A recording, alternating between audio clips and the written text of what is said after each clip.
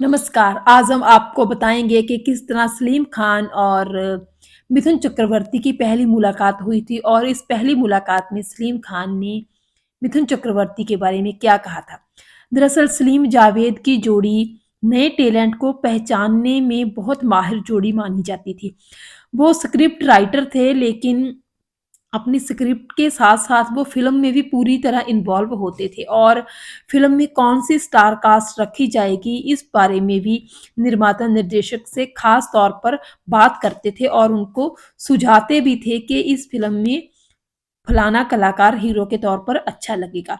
इसी तरह उन्होंने जंजीर फ़िल्म में प्रकाश मेहरा के सामने अमिताभ बच्चन का नाम रिकमेंड किया था क्योंकि उनको अमिताभ के टैलेंट पर यकीन था और उनकी पोटेंशियल उनकी संभावनाएँ उन्होंने पहचान ली थी।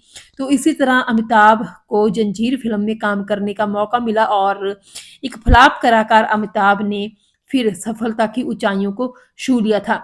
इसी तरह उन्होंने फिर शोले फ़िल्म के लिए भी अमिताभ को रिकमेंड किया था। रमेश सिप्पी से मिलवाया था और कहते हैं कि मनमोहन देसाई को भी अमिताभ के साथ उन्होंने खुद ही मिलवाया था। तो इस तरह नए कलाकारों को वो काफ़ी मौका देते थे जब भी उनसे बन पाता था। तो इसी तरह ही ये किस्सा है उस टाइम का जब मिथुन चक्रवर्ती एफडीआईआई से अपना डिप्लोमा डिग्री पढ़ाई वगैरह पूरी करके फिर फ़िल्मों में संघर्ष कर रहे थे और उनको कभी कोई निर्माता निर्देशक कुछ बात कह देता था तो कोई कुछ बोल देता था लेकिन वो डटे हुए थे।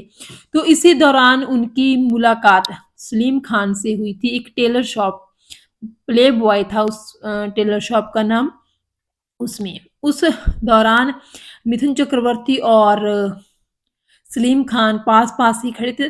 मिथुन चक्रवर्ती ने तो सलीम खान को ख़ैर पहचान ही लिया था कि ये इतनी फ़ेमस हस्ती हैं, लेकिन सलीम खान ने अभी नहीं देखा था। लेकिन फिर सलीम खान का ध्यान मिथुन चक्रवर्ती की तरफ गया था। तो मिथुन चक्रवर्ती को सलीम खान ने कहा था कि तुम्हारे चेहरे में एक कशिश है। तुम फ़िल्मों में क्यों नहीं ट्राई करते हो? तो मिथुन चक्रवर्ती ने सलीम खान को बताया कि दरअसल मैं एफडीआई से अम, अपनी पढ़ाई पूरी करके अभी निकला ही हूँ और फ़िल्में हासिल करने की कोशिश कर रहा हूँ। तो देखिए उस टाइम पे भी सलीम खान ने मिथुन चक्रवर्ती की पोटेंशियल पहचान ली थी। भले ही उनको ये नहीं पता था कि ये लड़का इतना कामयाब होगा, लेकिन उन्होंने ये बात ज़रूर कही थी कि तुम्हारे चेहरे में एक कशिश है कि तुम फ़िल्मों में काम कर सकते हो। तो मिथुन चक्रवर्ती का कॉन्फिडेंस भी बहुत बड़ा था और इसी मुलाकात के दौरान ही फिर सलीम ने अ, मिथुन चक्रवर्ती को कहा था कि तुम यश चोपड़ा से जाकर मिलो। वो एक फ़िल्म बना रहे हैं त्रिशूल जो कि 1978 में आई थी।